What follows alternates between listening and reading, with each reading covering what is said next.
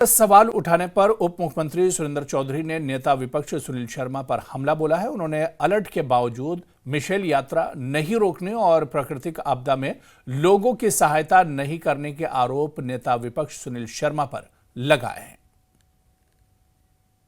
को बोलो, मेरी मां मचेल के चरणों में लोग मारे गए, तुमने यात्रा क्यों नहीं रोकी? 7 के लोगों का कत्ल किया आपने।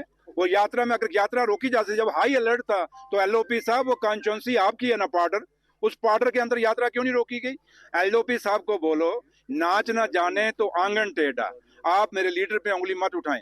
हम एलओपी साहब को हमारे से मुकाबला करो, आओ मेरे से डिबेट करो। क्या आप दिखाना चाहते हैं? आप उस जम्मू के सके नहीं जिस जम्मू ने आपको 28 सीटें दी।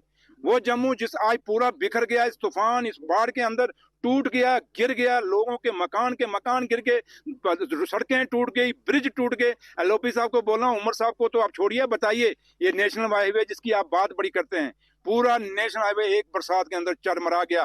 कठुआ से लखनपुर से लेके काजीकुंड तक पुल गिर गए, सड़कें गिर गई आपकी पूरी। वहां पे आज मेरे लोगों का, आपकी पूरी फसल खत्म हो गई, सेब खत्म हो गया, लोगों का बर्बाद हो गया आपकी वजह। उस पर क्यों नहीं बोलते? जम्मू में पूरे लोगों के घर बर्बाद हो गए, मकान, उस पर कौन सा मुआवजा आपने दिया? उस पर बोलो जरा। लोगों की फसलें खत्म हो गई, चाहे सेब की खत्म हुई, चाहे मुंजी जम्मू में खत्म हो गई, किसानों की फसलें खत्म, उस पर बोलिए। बेरोजगार किसान है, उस पर बोलिए। ये डेली वेजर 11 साल में आपने पक्के क्यों नहीं किए? एलओपी साहब थोड़ा जवाब तो दीजिए। वहां बोलना नहीं आता क्यों? पापा मारता ना आगे से अगर बोलोगे तो। पापा के डर से मारे बोलते नहीं।